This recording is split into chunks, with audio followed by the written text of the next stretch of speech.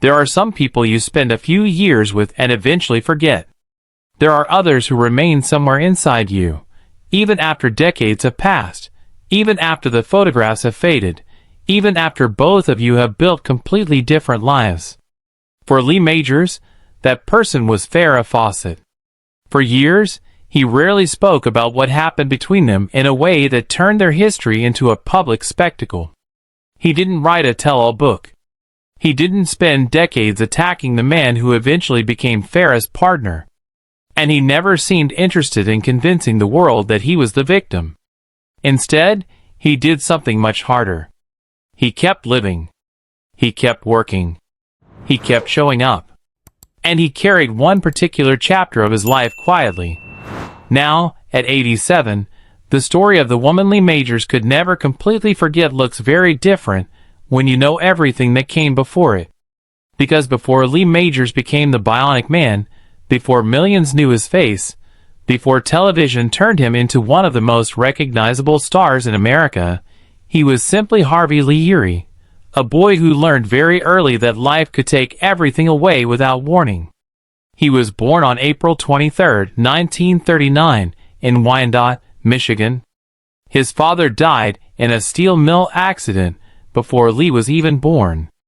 Then tragedy struck again.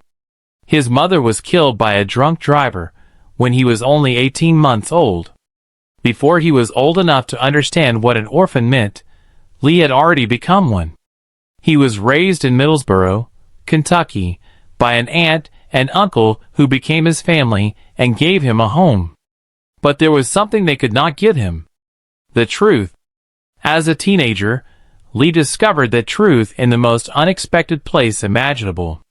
He was alone inside the house when he found a box of old newspaper clippings in the attic. Inside those clippings was the story of his own childhood. For another person, that discovery might have shattered everything. For Lee, it seems to have created a determination that would define him for the rest of his life. He would build something. He would become somebody. And he would never give the people who had chosen him a reason to regret choosing him. That determination first appeared through sports. Lee became a gifted athlete and earned a football scholarship to Indiana University before transferring to Eastern Kentucky University. For a while, the future seemed obvious. Football was supposed to be his path. Then an injury changed everything. His athletic career was over. And once again, Lee had to rebuild. He eventually moved to Los Angeles and began taking acting classes. He was 25 years old when he beat more than 400 other actors for the role of Heath Barkley on The Big Valley. That single opportunity changed his life. Suddenly, the young man who had grown up carrying a complicated family history was standing beside one of television's biggest stars, Barbara Stanwyck. And Stanwyck taught him lessons that Lee would remember for decades. Know your lines. Hit your mark. And keep your mouth shut. The last lesson may have been the one he followed most faithfully. Because Lee Majors became famous without becoming someone who needed to explain everything. His first marriage was to Kathy Robinson, a fellow student at Eastern Kentucky. They had a son, Lee Majors too. But marriage was difficult for a young actor trying to establish himself in Los Angeles. The distance grew. The money was uncertain. And eventually, Kathy returned to Kentucky with their son, while Lee remained in California. The marriage ended in 1964. But something about that first experience stayed with him. Perhaps it was the knowledge that loving someone did not always mean being able to keep them. Perhaps it was the fear that a career could demand sacrifices that a relationship could not survive. Whatever the answer was, Lee would eventually learn that lesson again. Only this time, the entire world would be watching. During the mid-1960s, his career continued to rise. He dated actress Patty Chandler for several years, and there was even a brief connection with Sally Field that later became part of television folklore. But in 1968, something happened that would change the course of Lee Majors' personal life forever. His agent showed him photographs of several new clients. Then he gave Lee a simple instruction. Pick the best-looking girl. Lee looked at the photographs. His choice was immediate. Her name was Farrah Fawcett. She was 21. She had come from Corpus Christi, Texas, to Los Angeles with virtually no acting credits and no guarantee that Hollywood would give her anything. But she had something that was impossible to ignore. A presence. Their first date, however, was hardly the romantic beginning anyone would have written. Farrah ordered a scotch and coke despite having little experience with alcohol. The drink did not agree with her. She became sick. Lee was left sitting there wondering whether the beautiful young woman simply didn't like him. The next morning, he sent her 13 yellow roses. That gesture changed everything. Farrah agreed to see him again. And according to what she later said about that period of her life, something inside her simply gave way. She fell for him. What brought them together was more than physical attraction. They were both Southerners trying to build something in Hollywood. They understood what it meant to arrive in California with ambition, but without the security of knowing exactly where life was going. Farrah even had a nickname for him. Big Grump Head. And before her own career exploded, she was comfortable playing the role of devoted partner. She cooked. She cleaned. She wanted to be home. She wanted to be part of Lee's life. Then came 1973. And with it came the role that transformed Lee Majors into a worldwide phenomenon. Colonel Steve Austin. The $6 Million Man. Lee played an astronaut who survived a catastrophic accident and was rebuilt with bionic technology. He could run faster, see farther, become stronger. Children imitated him. Merchandise carrying his face filled stores. The show reached audiences around the world. For 5 years, Lee Majors wasn't simply famous. He was one of the defining faces of television. But while his fictional character was being rebuilt with futuristic technology, Lee's real life was becoming increasingly difficult to hold together. And then Farrah's career began to explode.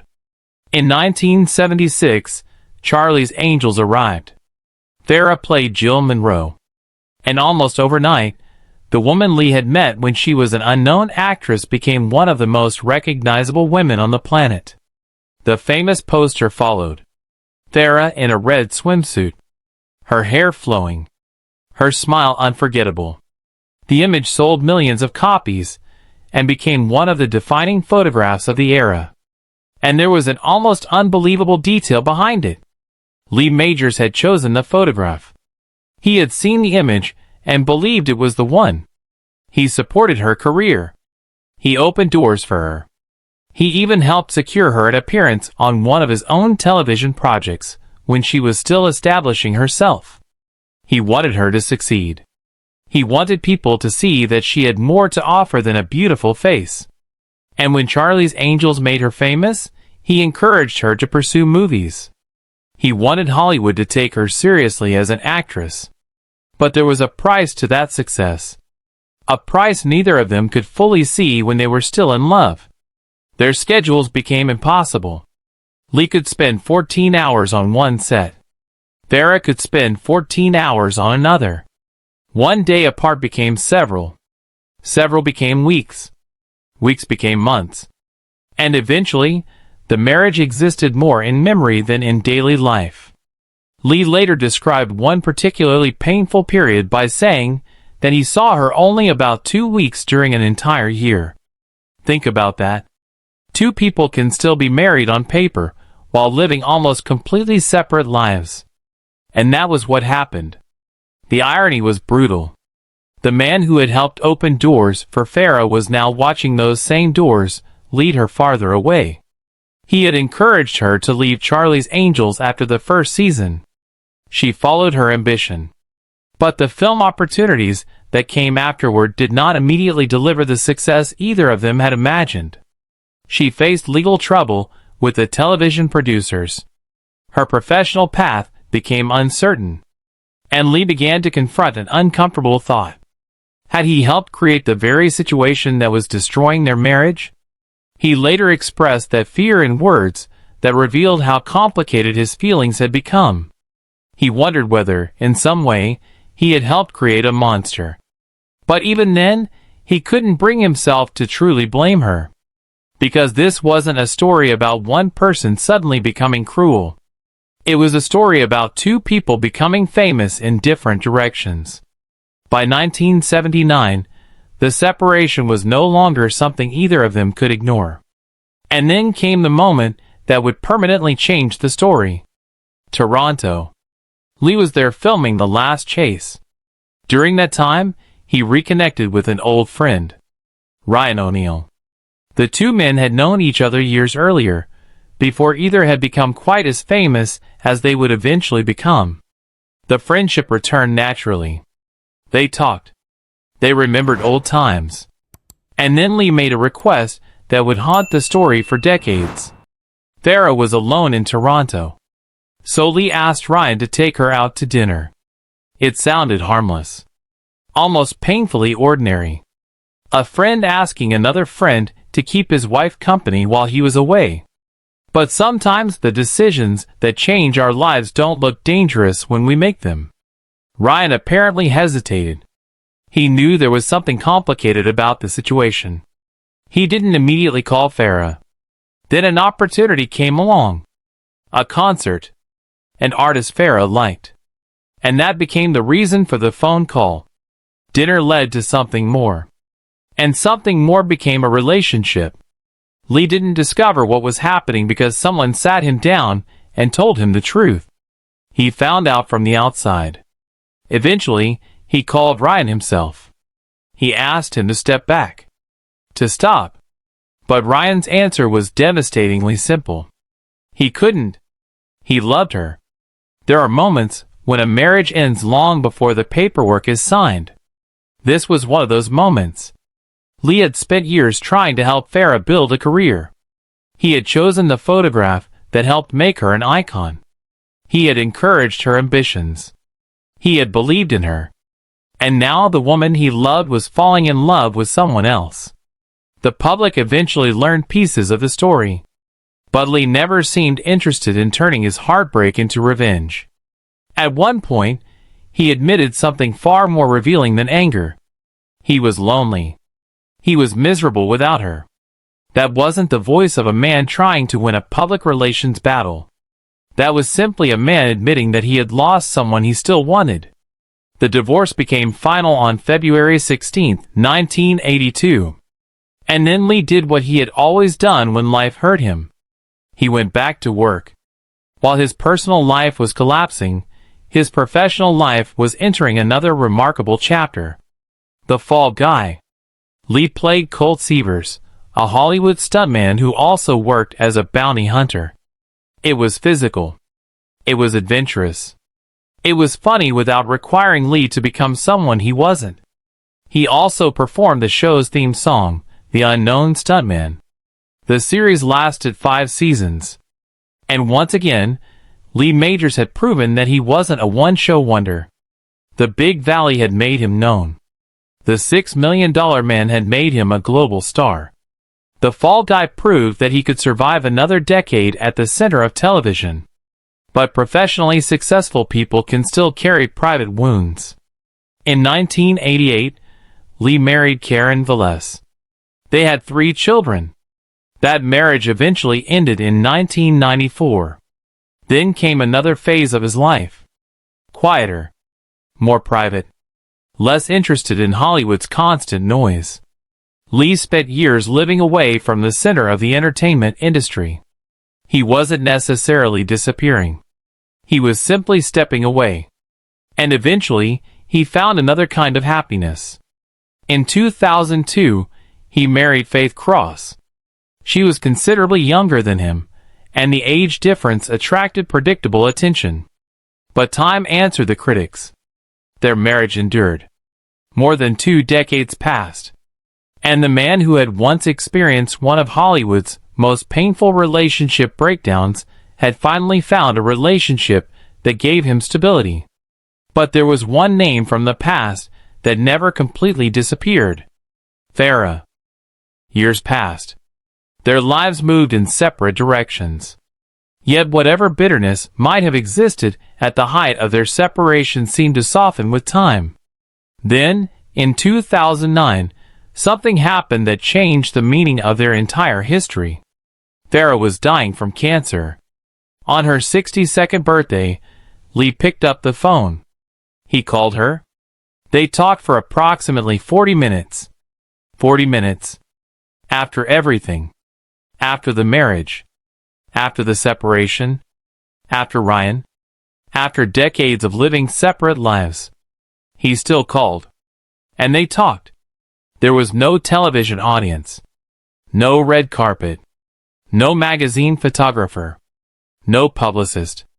Just two people who had once been deeply connected, speaking while time was running out. Farrah died on June 25, 2009. She was 62 years old. Lee's public statement after her death was brief. He praised the battle she had fought against the disease and described her as an angel. That was it. No bitterness. No reopening of old wounds. No attempt to rewrite the past. Just respect. But then something appeared that added an entirely different layer to the story. Farrah's will. Inside it was a bequest of $100,000 to Lee Majors. The detail was striking because Ryan O'Neal, who had spent much of the final decades of Farrah's life beside her, did not receive the same inheritance from her estate. What did that mean? Nobody can honestly say with certainty. A will is not a love letter. Money cannot explain an entire lifetime. And Farrah is not here to explain exactly what she wanted the gift to communicate. But the symbolism is difficult to ignore. After all those years, after everything that had happened between them, Lee Majors was still remembered in her final arrangements. And perhaps that is why the story feels different when you look at it from the distance of time. When people think of Lee Majors and Farrah Fawcett, they often remember the photographs. The famous couple. The beautiful actress. The television star. The Hollywood glamour. But behind those photographs were two people whose relationship had begun before either one knew how famous they were going to become. He knew her before Charlie's Angels. Before the poster. Before millions of people knew her face.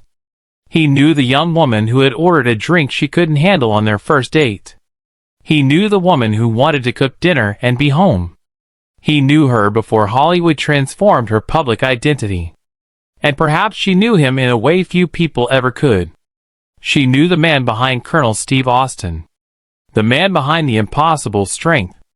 The man who had lost his parents before he could understand what loss meant. The man who had learned as a teenager that even his own history could be hidden inside an attic box. The man who had built himself from almost nothing. Maybe that's why their story refuses to disappear. Because it isn't simply a story about a famous marriage ending. It's about timing. It's about ambition. It's about what fame can do to two people who love each other.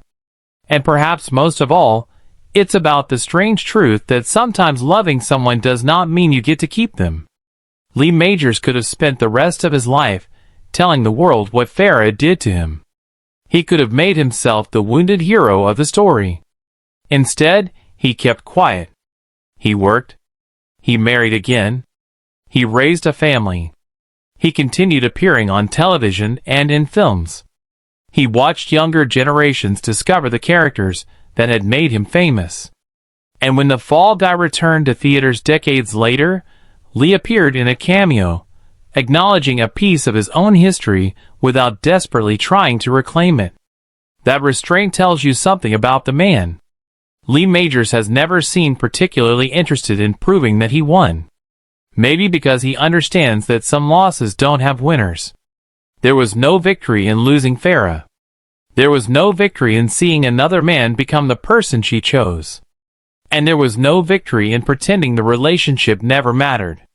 The truth is much simpler. It mattered. A lot. That doesn't mean Lee spent 40 years waiting for her. He didn't. He built another life. He found another marriage. He continued working. He experienced other joys, other disappointments, other chapters. But forgetting someone and moving forward are not the same thing. You can move forward and still remember. You can love someone once and still wish them peace decades later. You can be hurt by someone and eventually stop being angry. And you can look back at the person who once meant everything to you without needing the world to take sides. That's what makes Lee Majors' stories so unusual. The man became famous for playing someone who was rebuilt. But in real life, Lee Majors had been rebuilding himself long before anyone ever called him the $6 million man. He rebuilt after becoming an orphan. He rebuilt after losing football. He rebuilt after his first marriage ended. He rebuilt after becoming one of television's biggest stars. And he rebuilt after Farrah left. Perhaps the greatest difference is that the real Lee Majors never had bionic implants. He had something else. Endurance. The ability to wake up the next morning and continue. And that's exactly what he did. At 87, he can look back at a career that stretched across generations. The Big Valley. The $6 million man. The Fall Guy. 3 television eras. 3 iconic characters. A career that very few performers have matched. But when the conversation turns away from television and toward the people who shaped his private life, one name continues to carry a different weight. Farrah Fawcett. Not because she was simply beautiful. Not because she became famous. Not because their marriage was one of Hollywood's most talked about relationships. But because she was there before the world completely changed both of them. She was part of the life Lee had built when fame was still something they were chasing rather than something that controlled them. And even after their marriage ended, the connection never became completely meaningless. That 40-minute phone call in 2009 may be the clearest evidence. He didn't have to call. Nobody required him to. There was nothing left to gain professionally. No publicity benefit. No career opportunity. No reason to perform. He simply picked up the phone and called a woman who had once been his wife and who was now approaching the end of her life. Then she died. And later, the will revealed that she had left him $100,000. Maybe that was gratitude. Maybe it was affection. Maybe it was simply a final acknowledgement of a man who had once played an enormous role in her life. Only Farrah knew exactly what she intended. But there is something strangely beautiful about the fact that, after all the noise surrounding their relationship, the final gesture was quiet. No dramatic reunion. No Hollywood reconciliation. No perfect ending. Just a phone call. A conversation. And a line in a will. Sometimes that's all life leaves us. Not the ending we wanted. Not the explanation we imagined. Just small pieces of evidence that tell us something mattered. Lee Majors never needed to say that Farrah Fawcett was the only woman he ever loved. His life proves that he experienced love more than once. He married 4 times. He found lasting companionship later in life. He built a family. He continued living. But there are people who occupy a particular room in your memory. They may not be there every day. You may not even open the door for years. But when you finally do, everything is still inside. The photographs. The conversations. The places. The person you used to be when you were with them. Farrah was part of that room for Lee. And perhaps she always will be. Because some relationships end on paper long before the heart has finished understanding them. Some people leave your life without ever completely leaving your memory. And sometimes, decades later, one final gesture reminds you that you were not the only one who remembered. At 87, Lee Majors doesn't need to chase the past. He has already lived long enough to understand it. The orphan boy from Kentucky became a television icon. The athlete became an actor. The unknown young man became the $6 million man. The husband became an ex-husband. The heartbroken man became a father, a husband again, and eventually a man comfortable with a quiet life he built far from Hollywood center. And somewhere inside that long journey is the memory of a young woman from Texas who walked into his life in 1968 and changed it forever. Her name was Farrah Fawcett. The world remembers her as an icon. Lee Majors remembered something more personal. The woman before the icon. The woman he once chose from a photograph. The woman he sent 13 yellow roses. The woman he helped introduce to the world. The woman he watched become famous. The woman he lost. And the woman he still called when she was dying. Maybe that is the real revelation. Not that Lee Majors suddenly exposed some secret nobody had ever heard. But that after nearly 6 decades, the story itself tells us what he was unwilling to turn into a spectacle. He didn't forget her. And perhaps he never needed to. Because some people are not meant to remain in your life. They are meant to remain part of your story. And Farrah Fawcett was one of those people in Lee Majors' story. A love that began with 13 yellow roses. A marriage consumed by fame and distance. A heartbreak made worse by betrayal. A friendship destroyed. A divorce. Decades of separate lives. One final phone call. And a final gift that quietly crossed the distance between them. Sometimes the people we never forget are not the people who stayed. They're the people who changed us before they left. And for Lee Majors, Farrah Fawcett appears to have been exactly that woman. If this story gave you a different perspective on Lee Majors and Farrah Fawcett, make sure to like this video, subscribe to the channel, and turn on notifications for more untold stories from the lives of Hollywood legends. And tell us in the comments, do you think some people can remain important to us even after decades apart?